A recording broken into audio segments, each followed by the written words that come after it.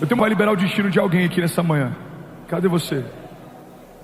Uma palavra pode liberar o destino de uma família. Uma família pode liberar o destino de uma nação.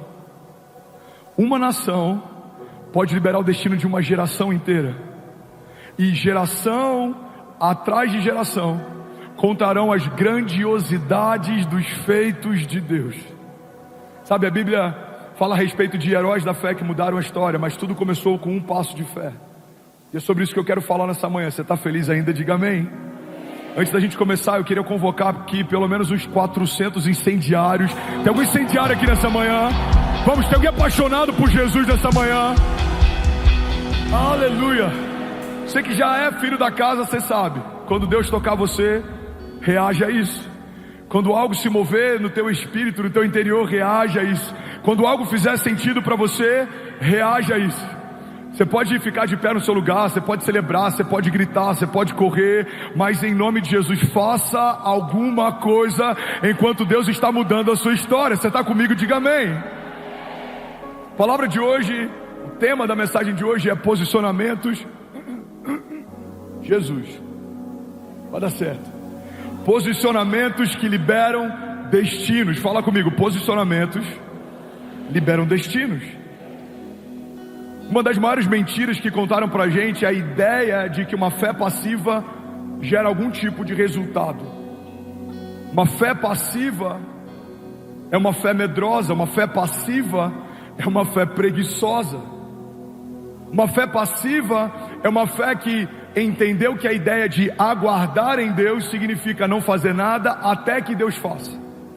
Quando na verdade a ideia bíblica de esperar em Deus significa fazer a parte que Deus me pediu e confiou, e ter a convicção que a parte dele, Ele já fez. Alguém comigo aqui, diga amém. 40 anos de idade, mora com os pais, não sabe o chamado, não se envolve, não participa. O que você está fazendo? Eu estou esperando em Deus. Não, você não está esperando em Deus, você está desperdiçando algo que vai ser cobrado. A Bíblia fala sobre uma parábola de talentos, e a Bíblia fala que talentos foram distribuídos, confiados, mas no tempo certo foram medidos e prestamos conta daquilo que fizemos com o que recebemos. Existe uma diferença muito grande, igreja, entre aquilo que Deus te deu e o que você faz com aquilo que Ele te deu. Tem pessoas que receberam menos de Deus fazendo mais do que pessoas que receberam muito de Deus e não estão fazendo nada. E é sobre isso que eu quero falar nessa manhã. Eu quero chacoalhar você, despertar você, ativar você, para que você saia daqui nessa manhã sonhando os sonhos de Deus. Nada menos do que os sonhos de Deus, nada menor do que a vontade de Deus. Vamos, alguém aqui? Nada abaixo do que as promessas de Deus. Não, você não vai se encantar com os presentes de Deus. Os presentes de Deus são presentes, mas não são mais importantes do que a presença dEle. Não, você não vai descansar e ficar confortável demais nos palácios. É nesse lugar que muitos reis perderam as suas guerras. As distrações matam mais do que muitos gigantes. Sansão não foi vencido por um gigante, Sansão foi vencido por uma distração. Davi pecou no seu palácio, não porque ele perdeu uma batalha fora, mas porque ele perdeu uma batalha dentro. A Bíblia diz que era primavera, período em que os reis iam para a guerra, e Davi preferiu permanecer no palácio. As distrações roubaram de muitos líderes na nação algo poderoso que Deus havia confiado para eles.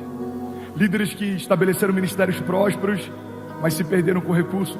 Líderes que estabeleceram um ministério próspero, tocaram milhares, curaram milhões, mas se perderam por conta de um acesso, 10 minutos, que envergonharam toda a sua história. Homens grandes na nação que mancharam a história da família por conta de adultério. Mas assim como nenhum milagre acontece da noite para o dia, as brechas que a gente abre também não acontecem da noite para o dia. Nenhum cara extraordinário que a gente conheceu, que caiu com a secretária, caiu da noite para o dia. Não, são mensagens, acessos, pensamentos, liberdades. Nenhum grande líder que perdeu a isenção em relação a recursos, perdeu da noite para o dia, não.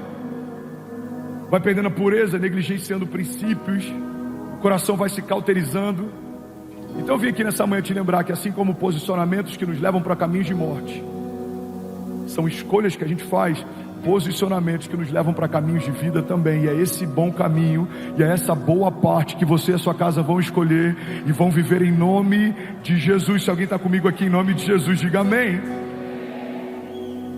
Sabe, a ativação, o transbordo, a prosperidade, a aceleração são respostas dos céus a um posicionamento na terra. Homens clamam, os céus respondem ao nosso clamor. Homens semeiam, os céus multiplicam o que foi semeado. Homens batem, os céus fazem com que portas se abram. Homens procuram, os céus fazem com que a gente encontre aquilo que procura. Você pode perceber que todo milagre que a gente vê na Bíblia fala a respeito de uma reação dos céus a um posicionamento da terra. A mulher do fluxo de sangue, aquele cego que clamava enquanto a multidão tentava calá-lo, aquele paralítico que foi içado do telhado, cada um deles precisou fazer escolhas, e cada uma das suas escolhas liberaram seu destino. Pedro foi chamado por Jesus assim que ele viveu o seu maior milagre financeiro. Aquele jovem rico foi chamado por Jesus, mas não seguiu Jesus porque tinha riquezas demais. Adão, ele peca no meio do paraíso.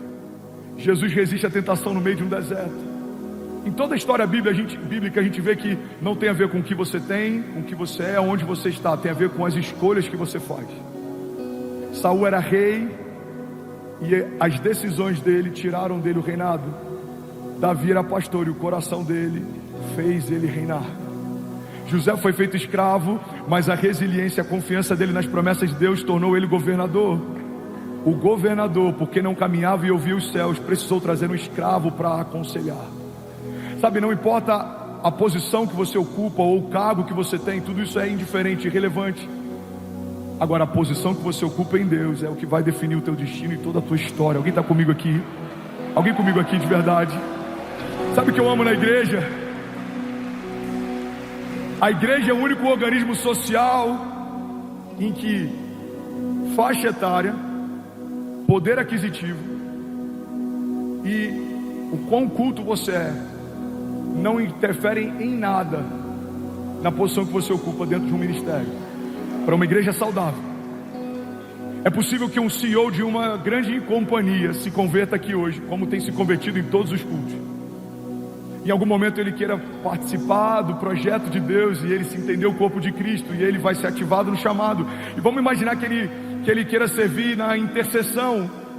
É possível que um coordenador da intercessão trabalhe na portaria do prédio em que esse homem dirige uma empresa. Mas quando ele entra no ministério, ele precisa reconhecer que a posição que essa pessoa ocupa é mais alta do que a posição que ele ocupa. O único organismo social que não leva em consideração diploma ou um histórico natural, que não leva em consideração justiça própria ou uma performance pessoal, é o reino de Deus. No reino de Deus é possível você dormir como escravo e acordar como governador. No reino de Deus é possível você dormir como perseguidor e acordar como libertador. Alguém está comigo aqui? Diga amém. No reino de Deus é possível você dormir como Saulo, acordar como Paulo. É possível você dormir como Pedro pescador, acordar como apóstolo de uma igreja primitiva. No reino de Deus é possível você dormir como José, escravo, e na noite seguinte dormir como José, governador de uma nação. Irmão, não importa de onde você veio, não importa a criação que você teve, não importa a geografia que você ocupa, quando Deus quer posicionar alguém, não há quem possa impedi-lo. Alguém está comigo aqui? Diga amém. Você pode celebrar Jesus no seu lugar. Vamos, se for para ele, você pode fazer barulho.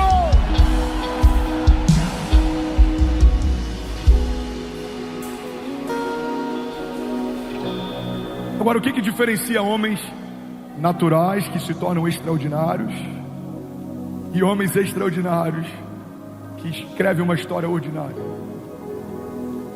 É o seu posicionamento, é o seu nível de obediência, é o seu nível de resiliência, é o seu nível de honra. Ontem a gente fez o último Experience. Se puder abaixar só um pouquinho o teclado. Ontem a gente fez o nosso último Experience em Curitiba. Percorremos 6 estados em 6 dias. Em algumas cidades, 2 sessões. Café à tarde com todos os pastores todos os dias. Reunião depois dos cultos, todas as noites. Fizemos o Experience, mais de 10 mil pessoas no auditório, 130 mil pessoas online. No dia seguinte embarcamos de novo. Ontem, na última sessão do último culto, do último estado, da última cidade, eu estava exausto. E aí eu falei com o pastor André, eu falei: pastorzão, deixa eu só celebrar esse último culto. Eu não quero pregar, eu estou exausto. Eu vou ser sincero, eu nem queria estar aqui, eu queria estar com meus filhos, eu estou morrendo de saudade deles. E aí ele falou: Fernandes, eu preciso que você pregue. Pastorzão, eu amo te ouvir pregar, a igreja ama te ouvir pregar, eu estou aqui só para te honrar, me poupa dessa. Ele falou: cara, é importante para mim que você pregue. E aí eu subi e preguei, e foi a maior liberação que eu consegui dar em todos os dias de Experience. Por que isso aconteceu? Tem um princípio, o princípio de posicionamento em obediência. Quando você obedece mesmo sem concordar, quando você obedece mesmo sem querer, você acessa um lugar de favor no reino dos céus. Jesus cumpriu esse princípio. Jesus está diante da morte, ele está a alguns momentos de se entregar na cruz, e ele fala: Pai, se possível for, afasta de mim esse cálice, mas todavia seja feita a tua vontade, não a minha. E o Pai fala: eu quero. Ele enfrenta a morte, morte de cruz. Jesus, ele enfrenta o que os médicos dizem que é o estágio máximo de estresse que o corpo humano suporta antes do seu sistema nervoso desligar. Jesus transpira sangue, mas ainda assim obedece ao Pai. Em todos os momentos na Bíblia a gente vê Jesus chamando o Pai de Pai.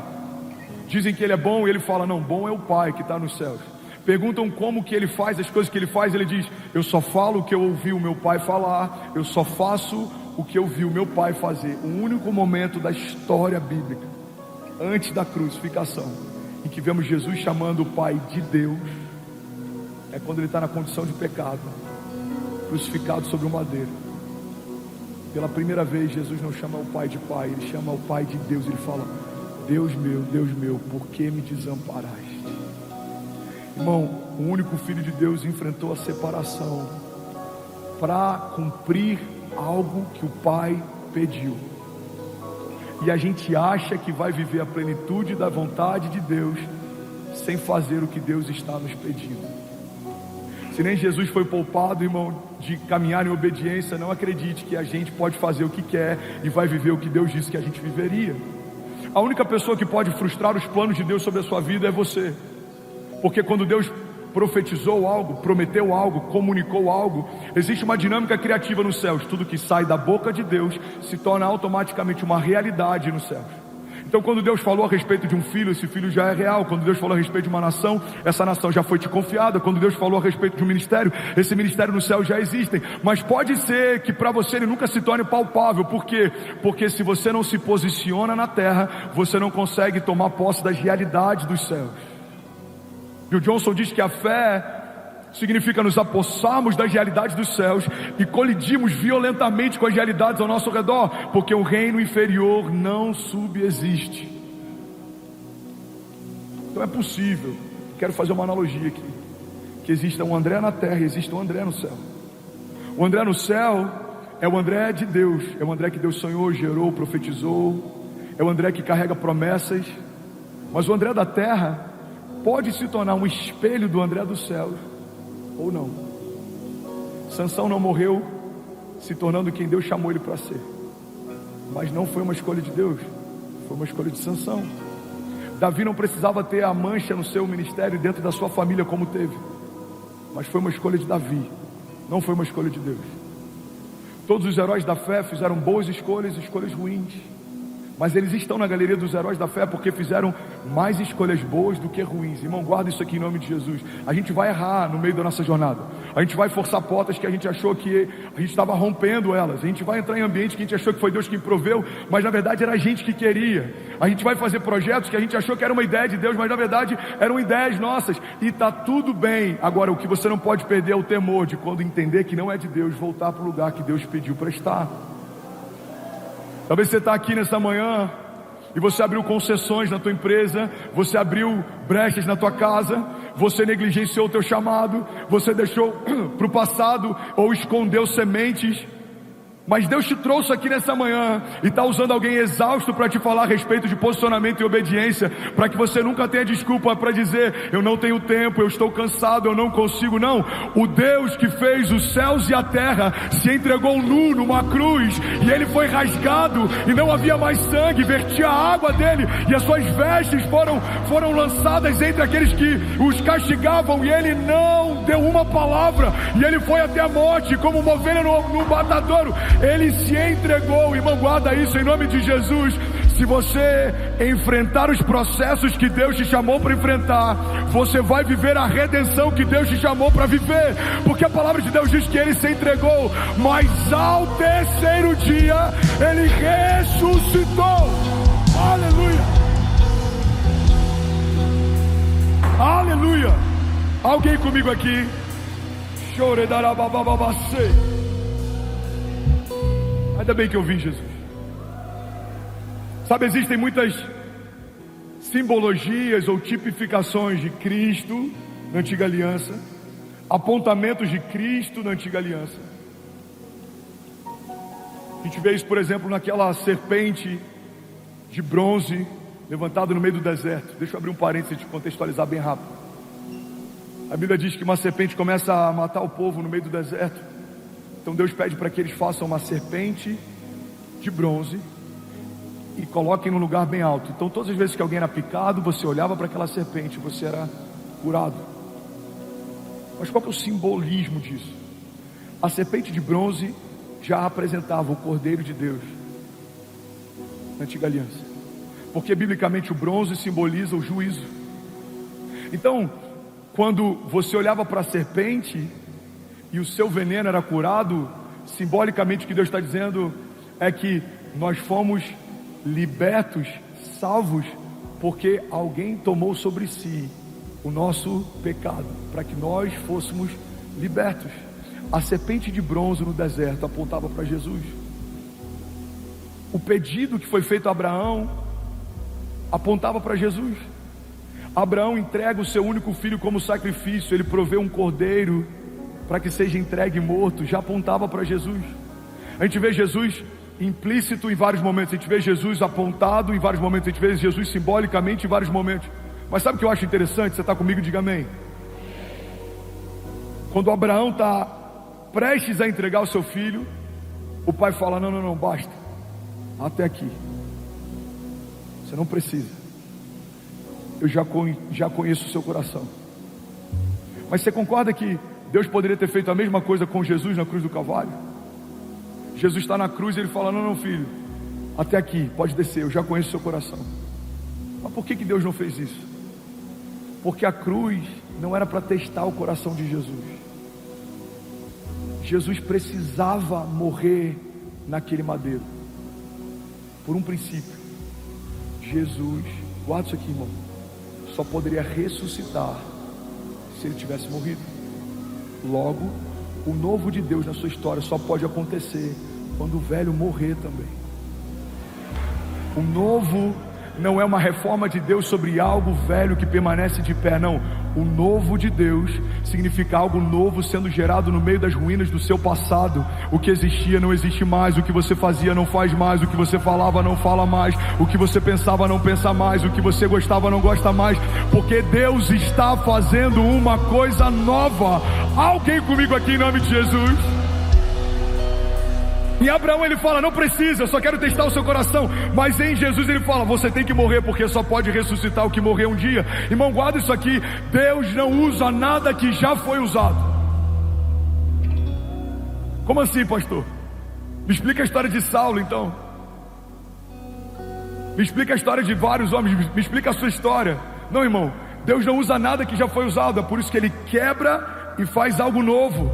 Deus não usa o Saulo velho, não. Deus usa o Paulo novo. Deus não usa o André como ele estava, não. Deus matou o André e fez o André novo. Deus não vai usar a sua casa melhorando a conduta moral, não. Deus quer fazer uma nova casa, uma nova família, novos sonhos, novas vestes, novos passos de fé. Alguém comigo aqui em nome de Jesus? Aleluia,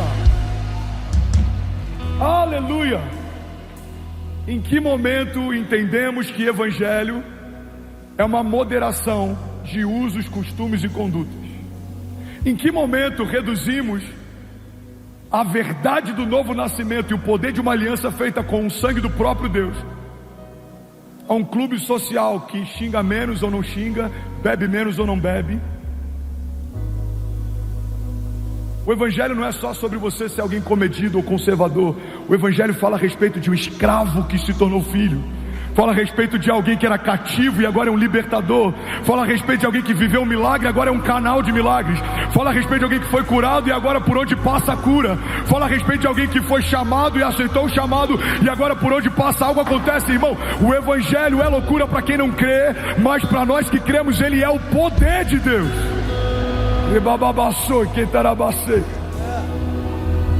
Agora, quando eu não entendo isso, eu não consigo me posicionar à altura do que o evangelho é e do chamado que Deus me fez. Não, estou posicionado, pastor. Todo domingo eu estou lá. Sempre que dá eu dizimo. De vez em quando eu até sirvo. Deus não te chamou para ser um crente, irmão. Jesus não se entregou para você se tornar evangélico.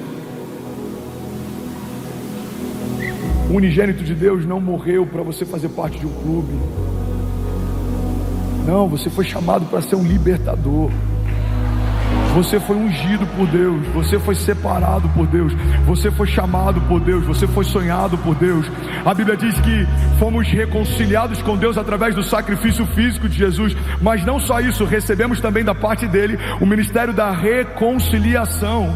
Você é um reconciliador. Você é um agente de paz. Você é um agente de justiça. Por onde você passa, coisas acontecem, ou pelo menos deveriam acontecer. Quando algo sai da sua boca, é revestido de graça e sabedoria. Você tem a palavra certa na hora certa. Você não é pessimista, porque não dá para ser pessimista enxergando o que os céus dizem a respeito do nosso futuro. Não, você vê o que ninguém vê, você crê no que ninguém crê, você vive o que ninguém vive. Essa é a dinâmica da fé. A fé nada mais é do que ver o invisível, crer no inacreditável, se mover pelo impossível. O mundo natural diz: não dá, não vai acontecer, não tem como. Os homens espirituais dizem: já aconteceu. Aleluia. Aleluia. Agora a nossa medida está tão baixa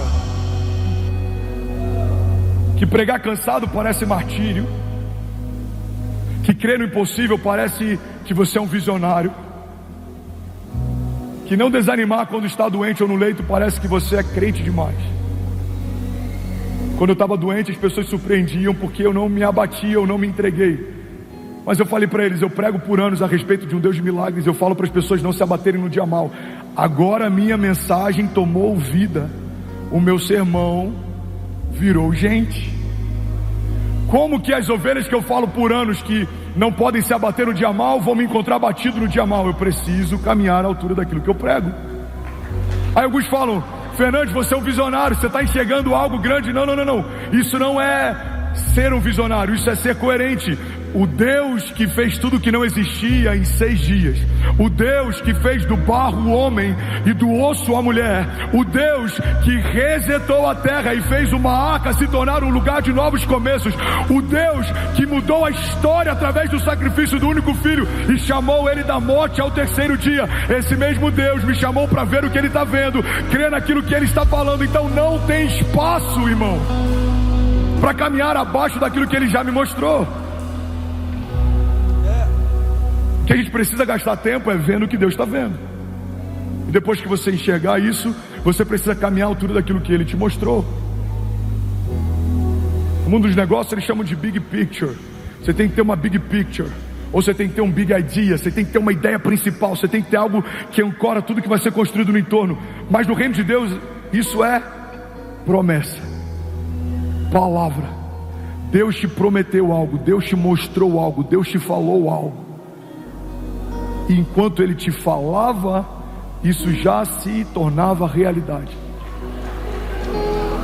A questão não é se aquilo que Deus falou é real ou não. A questão é se você vai acessar o lugar onde Ele guardou isso. A Bíblia diz que Deus já nos abençoou com todas as bênçãos espirituais nas regiões celestiais em Cristo Jesus. Você está comigo? Quando Deus promete algo a alguém, instantaneamente o que foi prometido já é real. Mas ele está guardado nas regiões celestiais em Cristo Jesus. Você precisa acessar. Quantos traficantes carregam o nome de profetas? Quantos deles você crê que vão ter o mesmo destino que os profetas? Agora, o que mudou o destino deles? São as escolhas, não as promessas. Cada um deles tinham promessas tão gloriosas como você tem. Porque Deus não faz nada sem propósito. Não há uma criação que tenha sido gerada por Deus na história da criação que Deus não tenha feito com intento, com destino, com propósito, com uma promessa. Então, é possível morrer sem as promessas se cumprirem? É óbvio que é. A gente canta ou cantava essa canção que ela carrega algo que não é verdade. Não morrerei enquanto a promessa não se cumprir. Não, tem muita gente morrendo enquanto muitas promessas não se cumpriram. Quem tem promessa de Deus não morre, não. Morre sim. Tanto quanto quem não sabe as promessas que tem. Então o que eu preciso saber? Se eu sei as promessas que eu carrego, eu preciso viver por elas. Eu preciso ser consumido por elas. Eu lembro que uma vez a gente estava no meio de um mutirão lá em Miami. Eu estava exausto e eu estava envolvido e a gente estava sonhando. E aí um jovem falou para mim: pastor, é apaixonante ver como você se doa pela igreja. Eu falei para ele: cara, um dia eu disse para Jesus que eu morreria pela obra. Eu preciso viver por ela. Você em algum momento já disse: eu morreria pelos meus filhos. Você morreria por eles? Então viva por eles. Eu morreria por Jesus. Se eu morreria por Jesus, então viva por Jesus.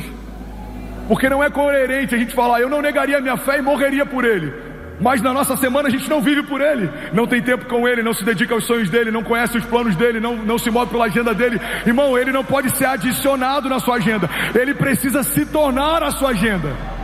Deixa eu abrir um espaço aqui para ele no domingo. Uau, esse domingo eu consegui vir. Não, ele é tudo em todos, ele é o princípio e o fim, nele tudo subsiste. Ele recebeu de Deus a plenitude, o nome dele está acima de todo nome que se possa mencionar, não só no tempo presente como no vindouro também. Ele está acima de todo principado e potestade, ele está acima de todo poder e autoridade. Ele não existe, ele é. Antes que tudo fosse, ele já era. Ele estava com o Pai no princípio, ele era Deus, e todas as coisas foram feitas por meio dele, e sem ele nada do que foi feito se fez. Ele te viu quando ninguém via, ele te fez quando nada existia, ele te nomeou antes dos seus pais existirem ou te nomearem. Ele já era. Alguém comigo aqui, levante suas mãos e diga: eu creio que a vontade de Deus é boa, perfeita e agradável. Diga: eu e a minha casa estamos debaixo da vontade de Deus. Diga: eu sou quem ele diz que eu sou. Eu tenho o que ele diz que eu tenho. Diga: eu posso o que ele diz que eu posso, em nome de Jesus. Você pode celebrar Jesus no seu lugar.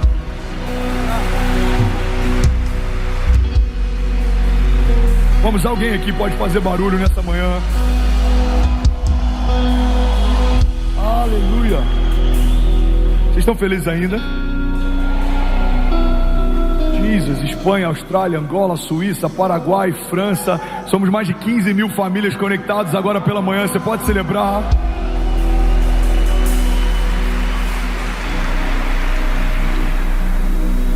Deus não usa homens medrosos, nem preguiçosos, nem passivos. Deus não usa homens que são bons em desculpas ou vitimistas. Mas Deus também não precisa que você seja bom naturalmente para aquilo que Ele vai fazer, porque não é sobre você, é só sobre o seu posicionamento. Ele usa um homem que não é bom de fala para falar com o faraó. Ele dá para ele um cajado e um pedaço de madeira abre o mar. É porque nunca foi sobre o pedaço de madeira ou sobre a qualidade da fala que ele tinha, sempre foi sobre um posicionamento que ele teve. Deus disse vai, e ele foi. Deus disse fala, ele falou. Deus disse confia, ele confiou. Deus disse toca, ele tocou. E tudo aconteceu a partir dos posicionamentos que Moisés teve. Nunca foi sobre a capacidade produtiva de Noé, ou sobre a tecnologia de engenharia daquela arca. Sempre foi sobre o posicionamento de Noé. Enquanto ele construía algo que Deus pediu para construir, todos ao seu redor zombavam da sua construção. Noé parecia estúpido até as primeiras gotas de chuva caírem. Nunca nunca foi sobre a eloquência de Pedro ou sobre a sua teologia. Ele era um pescador rude, não era culto, não era douto, mas ele acaba de viver o maior milagre financeiro e abre mão da sua maior pescaria para seguir a um Deus de milagres. Irmão, olha para mim em nome de Jesus. Muitos de nós fomos chamados assim como Pedro foi, mas preferimos ficar com a última pesca maravilhosa do que seguir Jesus, aquele que faz milagres. Quantos aqui pediram coisas para Deus enquanto receberam, deixaram Deus seguindo, mas preferiram permanecer no lugar do último grande milagre? Guarda isso aqui em nome de Jesus, irmão.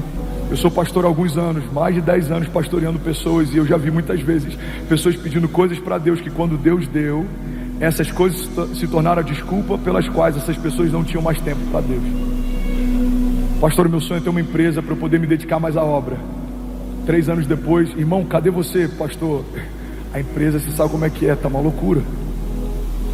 É reunião, é trabalho, é cansaço. Pastor, meu sonho é casar, e quando eu casar a gente vai se dedicar à obra. Casou, você não vê mais. Não deixe que os presentes que Deus te deu para testar o seu coração se tornem o motivo pelo qual Deus não te dá novas ondas de favor e graça.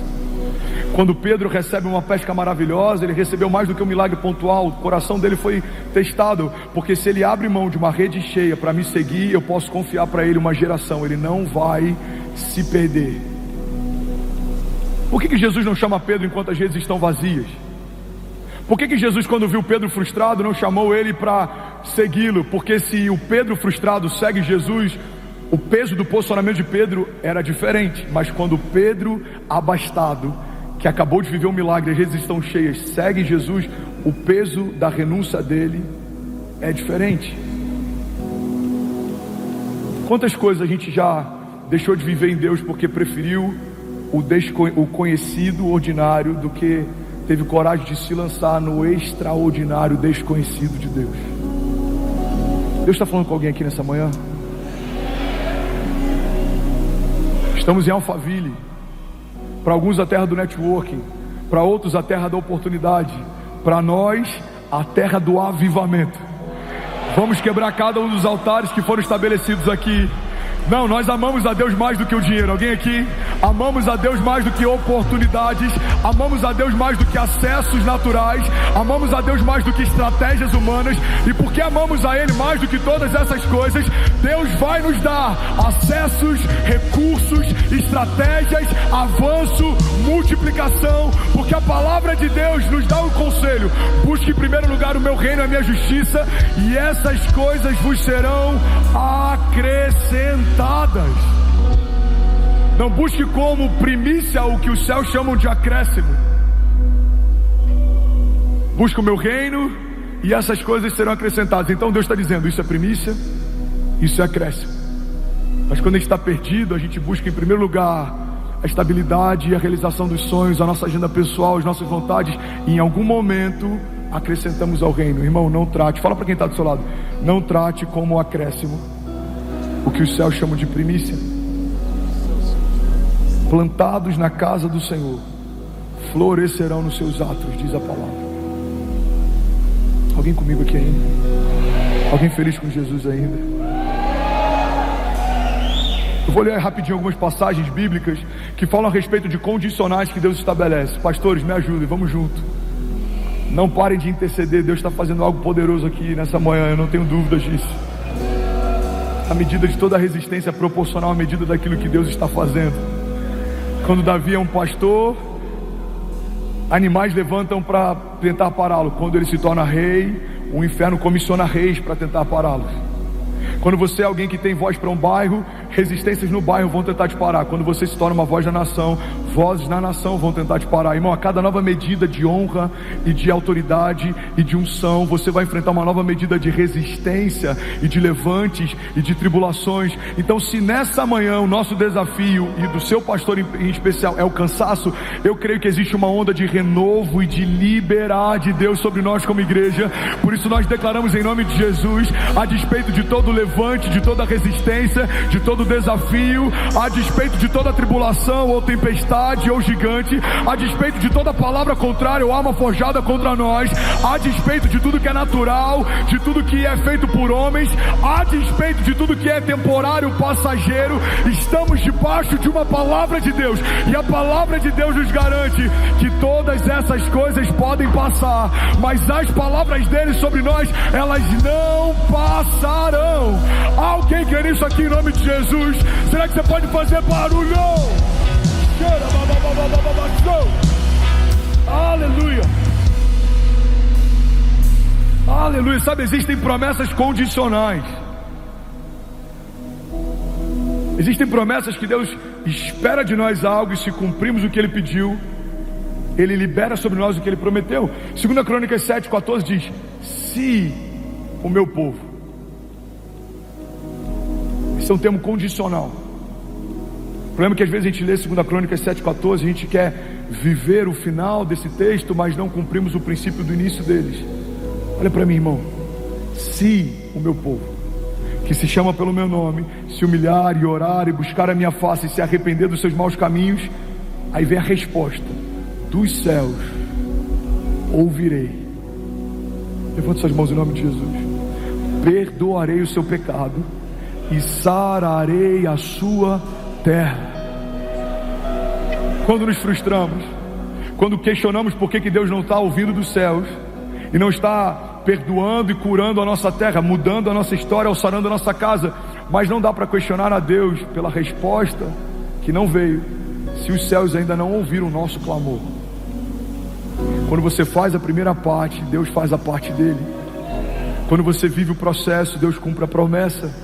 Quando você vive o princípio, Deus cumpre aquilo que te prometeu. A palavra de Deus está dizendo: se o meu povo se humilhar, se arrepender e clamar, aí vem a resposta: dos céus eu ouvirei, perdoarei e sararei a sua terra. Jeremias 29:13 diz: vocês me procurarão e me acharão quando me procurarem de todo o vosso coração. Lucas 24:49 diz: e eu lhes envio a promessa do meu Pai, mas fiquem em Jerusalém até serem revestidos do poder do alto. João 15:7 diz: se vocês permanecerem em mim e as minhas palavras permanecerem em vocês, me pedirão o que quiserem e lhes será concedido. Lagoinha Alphaville, olha para mim em nome de Jesus. Se você permanecer em Deus e as palavras de Deus permanecerem em você, você pode pedir o que você quiser, que vai ser concedido. Porque o que você quer pedir se tornou a mesma coisa que Deus já queria te dar. O seu coração está alinhado com o coração dele, a tua agenda está alinhada com a agenda dele, a tua vontade está alinhada com a vontade dele. Eu lembro que no início da minha jornada de fé, eu li João 15 e eu surtei. Eu falei: irmão, eu posso pedir o que eu quiser e Deus pode me dar? Aí meu discipulador Zé, na época, falou: pode, se você estiver nele, as palavras dele estiverem em você. Eu falei: mas eu posso pedir o que eu quiser? Pode, se você estiver nele, as palavras dele estiverem em você. Eu falei: mas o que muda? Ele falou: muda que quando você está nele, as palavras dele estão em você, o que você quer pedir já é o que ele queria te dar. Você se tornou um, não tem espaço, não tem divisão. Vamos, alguém aqui, você vai pedir: pai, eu quero uma família. Ele fala: bom pedido, eu vou te dar uma família. Eu já queria te dar, filho. Pai, eu quero uma nação. Uau, muito bom. Eu já queria te confiar, porque você agora me pede aquilo que eu já desenhei a teu respeito. O salmista diz: todos os meus dias foram escritos pelo Senhor no seu livro, antes de qualquer um deles existir. Vamos, levante suas mãos, deixa eu profetizar sobre alguém aqui. Feche teus olhos em nome de Jesus. Pai, nós cremos numa igreja alinhada com a tua agenda. Nós cremos em famílias que caminham debaixo da tua vontade. Nós cremos em homens que governam na terra porque ouvem os céus. Nós cremos numa igreja ousada, uma igreja pioneira, vanguardista. Nós cremos em homens aqui que fazem história, abrem caminhos, mas nós sabemos e reconhecemos que só faz história com o Senhor quem tem tempo com os céus. Nós entendemos, Jesus, que o lugar mais poderoso que a gente pode estar é na tua presença. Tua presença vale mais do que o ouro, tua presença vale mais do que a prata, tua presença vale mais do que status, tua presença vale mais do que contatos, tua presença vale mais do que acessos, tua presença vale mais do que network, Tua presença vale mais do que estratégias humanas. Tua presença vale mais do que um saldo bancário. Porque nós conhecemos, Paizinho, ao longo da história bíblica, homens que tinham um saldo zerado, mas não saíram da Tua presença, e da noite para o dia se tornaram reis e prosperaram. Jesus, nós conhecemos através da história bíblica homens que eram escravos, cativos, mas porque não abriram mão da Tua presença, governaram nações. Pai, eu declaro sobre homens e mulheres aqui posicionados, que não importa o saldo que eles têm, a geografia que eles ocupam, a família que eles vieram, que tipo de criação eles tiveram, não importa, Jesus, como foi o último ano, não importa como foram os últimos 10 anos, se a gente se posicionar a partir de hoje, se nós cremos e não duvidarmos, se nós clamarmos e nós buscarmos, se nós confiarmos no Senhor, a partir de hoje, o Senhor vai trocar nomes de pessoas aqui nessa manhã, o Senhor vai trocar vestes de homens e mulheres nessa manhã, o Senhor vai liberar destinos proféticos de famílias inteiras nessa manhã. O Senhor vai levantar avivalistas, libertadores, patrocinadores do Teu reino nessa manhã. O Senhor vai levantar homens fortes, homens que lideram centúrias, homens que lideram 100, homens que lideram 1000, homens que lideram 10.000. Pai, nós cremos, o Senhor pode, com uma palavra Tua, liberar destinos nessa manhã. Homens que tocarão nações, homens que tocarão estados, homens que tocarão cidades. A Tua palavra diz: pede-me e eu te darei nações por herança e os confins da terra como a Tua propriedade. Pai, eu te peço, nos confia a nação, nos dá acesso em mesas altas, em lugares específicos. Jesus, nos dá voz de conselho para aconselhar homens que tomam decisões, que mudam destinos. Jesus, nos dá a palavra certa na hora certa, nos dá sabedoria que excede a nossa idade, nos dá autoridade que excede o nosso tamanho, nos dá alcance que excede aquilo que poderia ser justificado. Alguns vão dizer: não faz sentido falar como fala tendo a idade que tem, não faz sentido estar onde está tendo a história que teve, não faz sentido ter os recursos que tem vindo de onde veio. Mas em todos esses momentos nós diremos: o Deus de milagres mudou a nossa história. Vejam, Ele está fazendo uma coisa nova. Vocês não percebem? Quantos creem, Lagoinha, que Deus está fazendo uma coisa nova? Será que você pode dar um brado de liberdade no seu lugar? Vamos, será que alguém pode fazer barulho? Aleluia! Aleluia! Vamos, você pode celebrar Jesus por um minuto. Exalte a Ele, exalte a Ele, exalte a Ele, exalte a Ele. Santo! Bom, você acabou de assistir uma mensagem aqui do nosso canal. Eu tenho certeza que ela te edificou e que ela vai gerar algo novo em você. E a gente separou mais 2 vídeos. Eu quero deixar essas indicações aqui para você continuar queimando com Jesus. E eu quero muito te fazer um pedido também. Se essa mensagem te edificou, comenta aqui embaixo, segue o canal, me ajuda a compartilhar para que mais pessoas sejam tocadas também. Deus te abençoe.